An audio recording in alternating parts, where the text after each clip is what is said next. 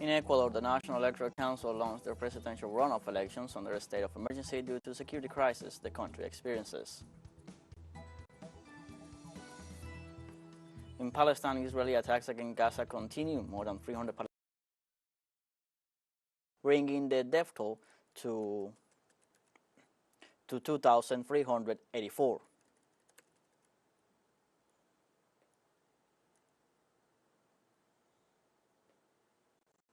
In Iran, Foreign Minister Hossein Amir Abdollahian warns Tel Aviv and the international community if Israel launches a ground offensive in Gaza.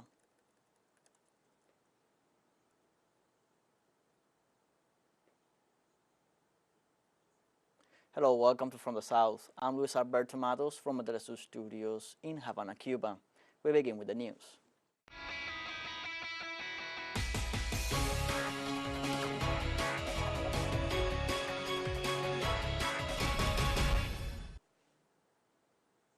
On Sunday, Ecuador is holding an election day to choose its next president between Luisa González and Daniel Noboa, a ballot in the midst of the biggest wave of insecurity in the history and under a state of emergency. The ballot is taking place under a state of exception decreed by the current president, Guillermo Lasso, in the middle of the biggest wave of insecurity in the country. More than 53,000 police officers and about 43,000 members of the armed forces are deployed throughout the national territory to protect the peace of mind of voters. Presidential candidates, elected legislators, and local authorities, among others. Experts consider this ballot to be key, as two models are facing each other at the polls, a left-wing model represented by Luisa González, the candidate of the Citizen Revolution, and another right-wing and neoliberal model promoted by Noboa of the National Democratic Action Alliance. Meanwhile, Ecuadorian citizens residing in Asia and Oceania already began to arrive at their respective voting centers, where they exercise their right to vote to elect in person the next president of the country. In total, there are more than 409,000 Ecuadorians abroad to exercise their vote, through which they will also elect the vice president and assembly members. The centers, according to the National Electoral Council, will remain open from 9 a.m. to 7 p.m. The authorities of the National Electoral Council guarantee total efficiency in the process.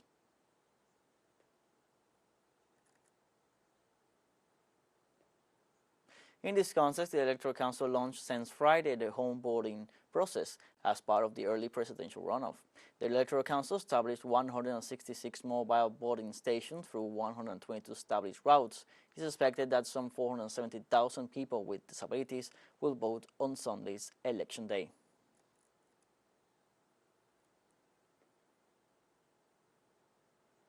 Kenya's cabinet on Friday approved the deployment of 1,000 police to lead a multinational peacekeeping mission to Haiti to combat gang violence. Interior Minister Kithure Kindiki said before a National Assembly committee that the country's parliament must now sign off on the resolution.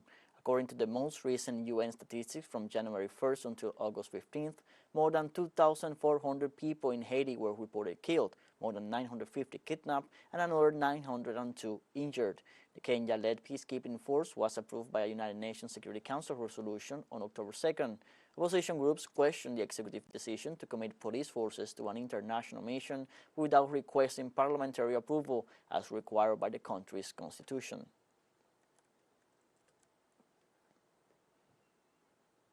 In Mexico, indigenous leaders have marched demanding the release of over 50 people kidnapped by armed groups in the state of Chiapas. Relatives and inhabitants of more than 100 indigenous communities protested in the midst of the violence stirred by organized crime in the municipality of Altamiro. Among those kidnapped are indigenous community leaders. The kidnapping of a group of close to 100 people occurred last Tuesday, October 10th, as they returned from a meeting in the city of Tuxtla Gutiérrez, the capital of Chiapas.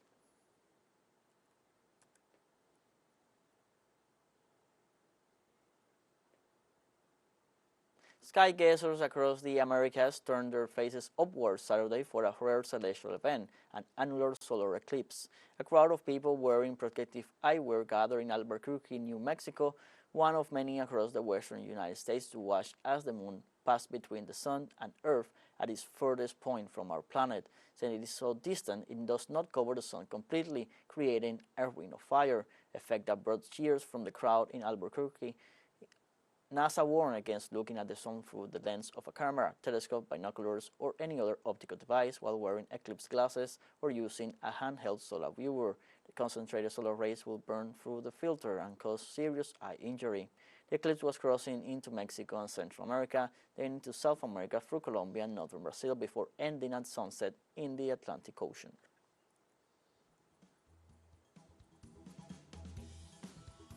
Let's now take a short break, but remember you can join us on TikTok at TeleSUR English, where you will find news in different formats, news updates, and much more. Other stories coming up. Stay with us.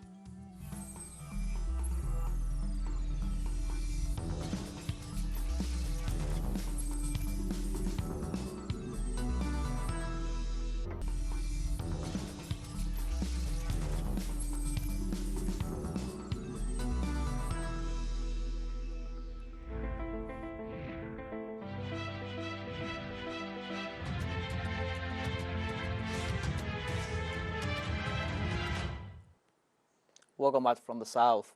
On Saturday, the Israeli military forces killed at least 300 people in Gaza, as in its previous attacks, the civilian population was targeted by the military operation. The Ministry of Health in Gaza pointed out that most of the victims are women and children and confirmed 800 wounded. In this new attack, one of the fatalities was the Dean of the Faculty of Medicine of the Islamic University, Dr. Amer Farwana. His whole family was wiped out after an airstrike by the occupying forces. Adding these new attacks local on Sunday, the Ministry of Health updated that the death toll has risen to 2,384, while the number of wounded has already exceeded 10,250. Let's learn some more about the last turn of events in the region.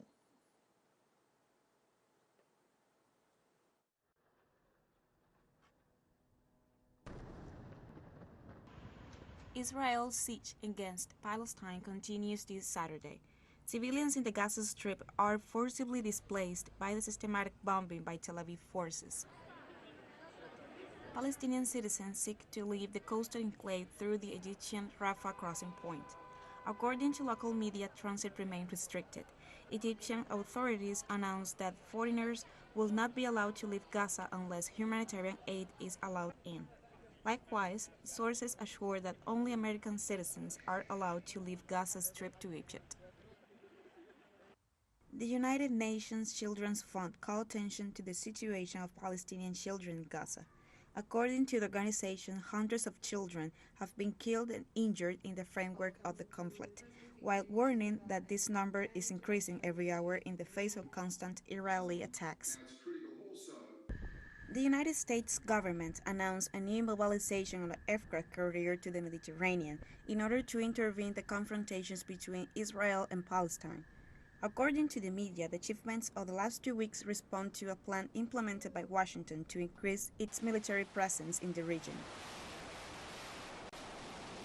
As a part of a regional trip, Iranian Foreign Minister Hossein Amir Abdullahian visited Iraq, Syria, and Lebanon, where he met with representatives of governments and political movements to express his support to the Palestinian cause. Following these meetings, the Iranian Foreign Minister called on the United States to stop supporting Israel in its advance against Gaza in order to avoid an escalation of aggressions in the region. In the same line, nations of the world continue to hold demonstrations in support of the Palestinian cause. This Saturday, the citizens of the United Kingdom, Afghanistan, and Pakistan mobilized in rejection of the attacks perpetrated by Israel against the citizens of the Gaza Strip. For its part, Israel urged on Saturday to speed up the evacuation of the population of the northern Gaza Strip, home to more than 1 million people. In anticipation of the ground offensive it claims to be preparing, the army accused Hamas, which rejected the call for evacuation, of trying to prevent the exits. Israel often accuses the Palestinian Islamist movement of using civilians as human shields. On the 8th day of a war that has left thousands of victims, the Israeli army announced the death of 2 Hamas military leaders. Meanwhile, it continues to bombard the Palestinian enclave in response to the Islamist movement offensive a week ago. The Israeli army said that during its operations this week in the Gaza Strip, it found the bodies of some of the people kidnapped by the Islamist movement a week ago.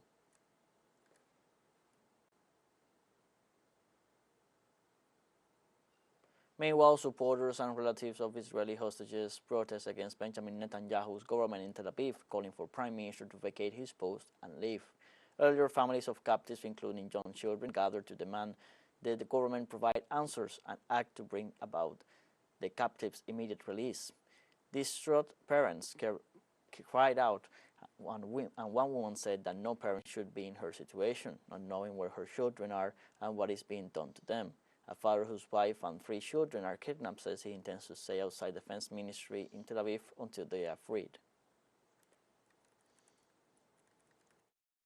I protest because I would like to stop the cycles of revenge and the cycles of destroy Gaza or any other place in the territory of Palestine. And I think that 80% of the population, either in Palestine and in Israel, would like not to live all the time on sword with war. We would like to live with peace, together with the Arab and the Palestinians, not as enemies.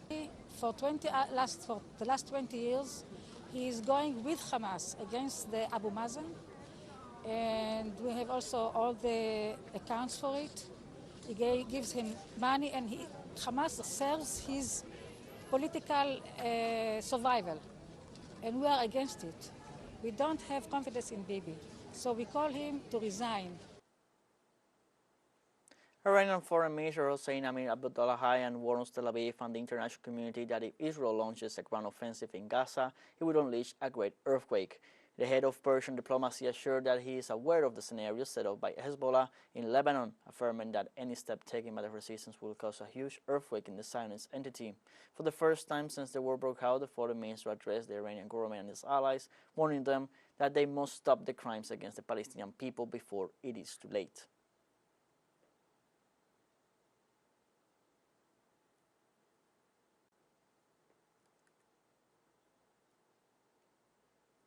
These days, several continents have been the scene of expressions in defense of the Palestinian cause. Demonstrators in different countries mobilized on Friday to condemn the Israeli barbarity against the Gaza Strip. More information in the following report. Thousands of Palestinians took to the street following Friday prayers in Jenin, Al-Bireh, Ramallah, Kalkila, Nablus, Tulkarem, and Khalil in protest against the ongoing Israeli aggression in the Gaza Strip. A massive march was held in the Iranian capital to express support for the Palestinian cause and reject Israel's genocide against the Palestinian people, with slogans such as "Death to Israel" and "Death to the United States." Jordan, which borders the Gaza Strip, was also the epicenter of a peaceful demonstration in support of the Palestinian people and the Palestinian cause. Iraqi citizens followed suit by mobilizing in the street of Baghdad to condemn Israeli barbarity against the Gaza Strip. At the same time, citizens of Yemen held several events in support of the Palestinian people and to demand a ceasefire from Israel. On this side of the continent, in the United States, Palestinian rights activists have been dueling to demand that Washington withdraw its continued support for Israel. In Latin America, several social and political organizations in Venezuela held a massive mobilization in Caracas to express support for the Palestinian people and reject the Israeli genocide in the Gaza Strip. The Mexicans also expressed their support for Palestine and rejected Tel Aviv's plan to expel the Palestinians from their territory.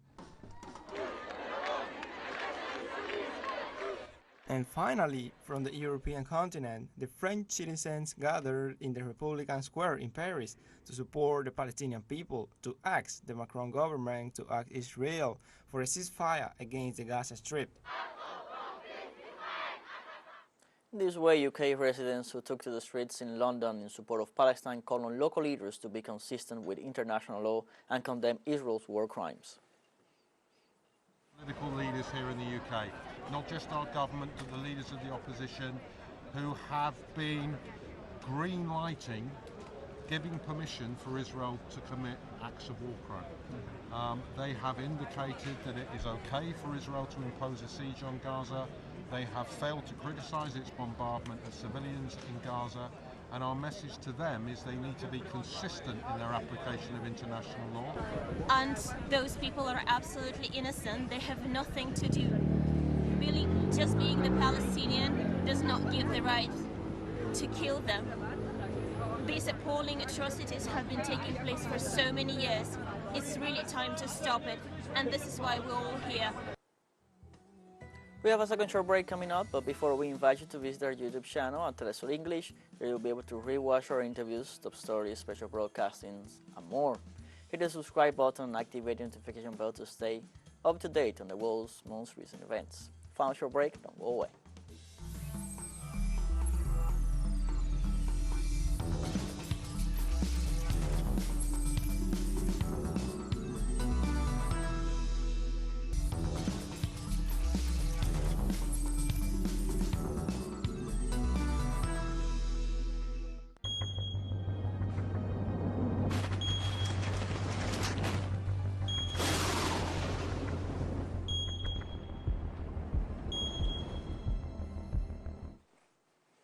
Welcome back from the south. In Afghanistan, two new earthquakes of 6.5 magnitude the first and 5.4 the second shocked the city of Herat Sunday. The first report reported 1 dead and 35 injured. Governor Nisar Ahmad Elias reported that the 6.5 earthquake was shallow and occurred at 8:06 local time. The epicenter was located 33 kilometers from Herat. 20 minutes later, according to reports from the American Institute of Geophysics, a 5.5 replica was recorded. Since last October 7, Afghanistan, suffering a serious humanitarian crisis, has been rocked by a series of earthquakes. According to Doctors Without Borders, the death toll could exceed 4,000. The Taliban Authority confirms 2,400.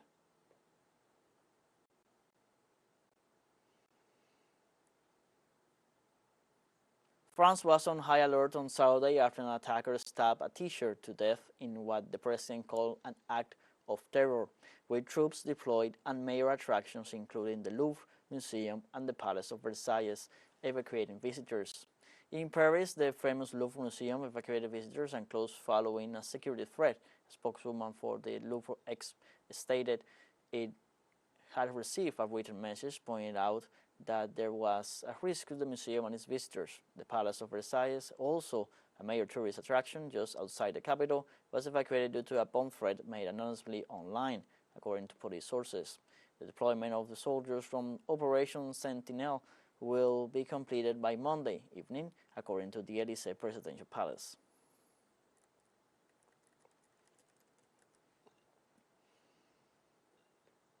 In the United States, the head of the Southern Command, Laura Richardson, described the work of the media of Latin America and the world. Among them are informative multi-platform TeleSUR.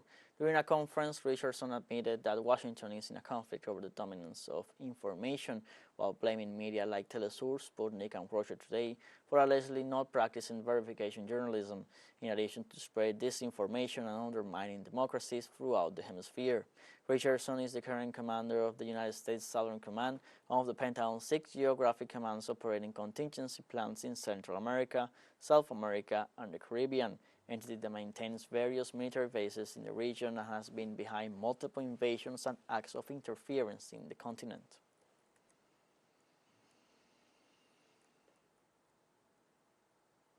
The president of our multi-platform, Patricia Villegas, rejected the recent statements of the head of the U.S. Southern Command against TeleSUR and assured that our multi-platform will continue to be the voice of the peoples of the Global South. Patricia Villegas wrote on X 2 days ago in Latin America's China Challenge, a conversation with SOUTHCOM Commander General Laura Richardson, referred among other issues to the information battle and regressed the impact of Sputnik, RT, and TeleSUR. In another post, the president of our multi-platform stated Ms. Richardson described what is not her competence and openly shows her position on media outlets, which in the case of TeleSUR, have an agenda that will never depend on her office. In turn, Villegas stated the media she mentions, and particularly TeleSUR, have great global and regional recognition for being the voice of a community increasingly interested in its own history and in understanding the context of reality, objectives opposed to the interference of the aforementioned command. Finally, the president of TeleSUR added no attempt to discredit us will distance TeleSUR from the path and commitment to the construction of a region that has become a large homeland with a world with a privileged space for the South. This world that is being burned is plural, with a symphony of voices. We are all working on it without rest or pause.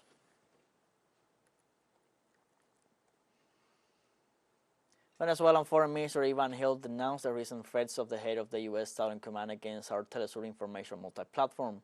On X, the Venezuelan Foreign Minister wrote direct threats to TeleSUR from the head of the Southern Command, Laura Richardson, that they try to intimidate the free information of the peoples. It is simply unacceptable. Our solidarity and praise to TeleSUR workers. They have not been able to silence our voice.